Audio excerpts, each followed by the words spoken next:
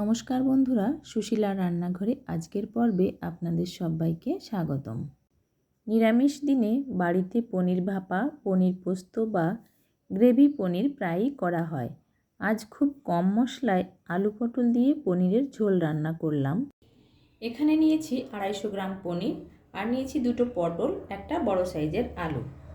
খুব কম মশলায় আজকে আমি রান্না করব আলু পটল দিয়ে পনিরের ঝোল। কড়াই গরম হয়ে গেছে, এবার কড়াইতে 3 টেবিল চামচ সর্ষের তেল দিয়ে দিলাম। তেলের মধ্যে দিয়ে দিলাম সামান্য পরিমাণ গোটা জিরে ফোড়ন। প্রায় 30 সেকেন্ড জিরেটা ভেজে নিয়েছি। আমি আজকে পনিরটা ভেজে রান্না করব না, তাই প্রথমেই আলু পটলটা এর মধ্যে দিয়ে দেব।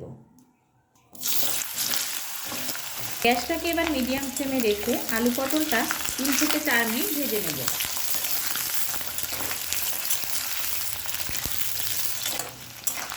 আলু পটলটা ভাজা হয়ে গেছে, এবার এর মধ্যে আমি একটা টমেটো দিয়ে দেব। টমেটোটা দেওয়ার পর 30 থেকে 40 সেকেন্ড নাড়াচাড়া করব।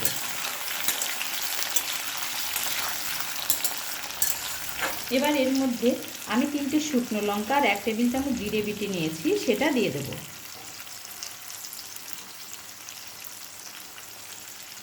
মশলাটা কষিয়ে নেওয়ার সময় সামান্য পরিমাণ লবণ দিয়ে দিলাম। দিয়ে দেব সামান্য পরিমাণ হলুদ। আলু পটলের সঙ্গে মশলাটা এবার গ্যাসটাকে লো ফ্লেমে রেখে 2 থেকে 3 মিনিট ভালো করে কষিয়ে নেব।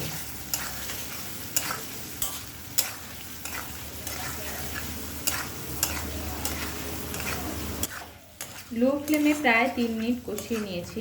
এবার এর মধ্যে দিয়ে দেব পনির। পনিরটা দেওয়ার পর হালকা হাতে 1 মিনিট সময় ধরে নাড়াচাড়া করব।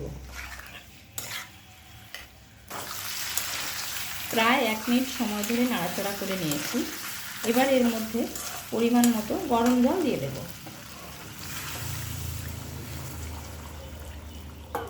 ঝোলটা একটু বেশি রাখবো তরকারিতে, সেজন্য জলের পরিমাণটা একটু বেশি দিয়েছি।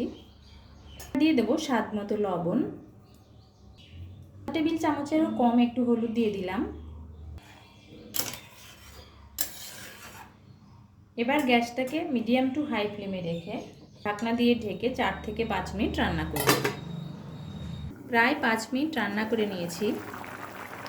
আজকের রেসিপি আলু পটল দিয়ে পনিরের পাতলা ঝোল একদম তৈরি হয়ে গেছে। এবার এর মধ্যে আমি সামান্য পরিমাণ ধনেপাতা কুচি দিয়ে দেব।